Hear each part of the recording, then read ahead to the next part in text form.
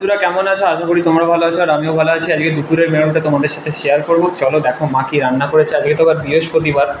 দেখো ডাল, বেগুন ভাজা, করলা ভাজা, এটা পোস্ত করেছে, চাটনি, ফুলকপি তরকারি আর দই। দই তো খেতে আমার খুব ভালো লাগে।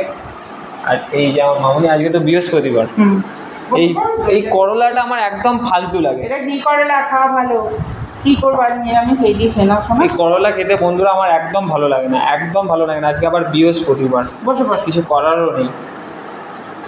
চামচ দিয়ে দিয়েছি, দইটা দিয়ে খাবো। দইটা তো আমার আমার দই খেতে খুব ভালো লাগে। দইটা বাটিতে দেবো, দইটা এতেই থাক, এতেই তুলে থাক। নিবি। হ্যাঁ, ঠিক আছে, এটা নিচেতে খা না। এইটা আমার একদম ভালো লাগে না। ভালো লাগবে, সবাই তো খাচ্ছে এটা দিয়ে। সবাই খাচ্ছে বলে এটা আমার একদম ভালো লাগে না ভালো বন্ধুরা। লাগছে, খা না। ভাতে মেখে মুখে ঢুকিয়ে দে, দারুণ লাগবে। কি ভাতে মেখে মুখে ঢুকিয়ে দেবো? এই তো এরকম করে নে, মাখ, ভেতরে ঢোকা দিয়ে হাম করে খায় নে। এই দেখো এরকম করে একটু অভ্যেস কর।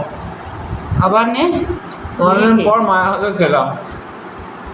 আর এটা দিও না, এটা তুলে এগুলো নাও। মেখে খেয়ে নাও। কি করলা ভালো, তেঁতো খাওয়া ভালো, তেঁতো খাওয়া শরীরের পক্ষে খুব ভালো। চাটনিটা দিয়ে দই দিয়ে খেয়ে নাও। আর কি একটা দিই তো। একদম তেতো জিনিসটা আমার একদম ভালো লাগে না বন্ধুরা। এই চাটনিটা হেভি হয়েছে দেখে বোঝা যাচ্ছে। মা চাটনিটা কি দিয়ে করেছো? একটু দিয়েও নি, আদা দিয়েও নি। আদা দিয়েছি, টমেটো সবই দিয়েছি। বন্ধুরা এইটা দারুণ লাগে খেতে, এটা খুব ভালো করে। ওটা দইটা লাস্টে খেতে হবে। এটা ভালো করে। আবার তো কালকে চিকেন মটন, অসুবিধে কি আছে? ফুলকপির তরকারিটা দেখো। একটা দিন একটু নিরামিষ খেতে হয়, লক্ষ্মীর বার। আজকে লক্ষ্মীর বার, এই জন্যই তো এইগুলো দিয়ে খাওয়া যায় বন্ধুরা।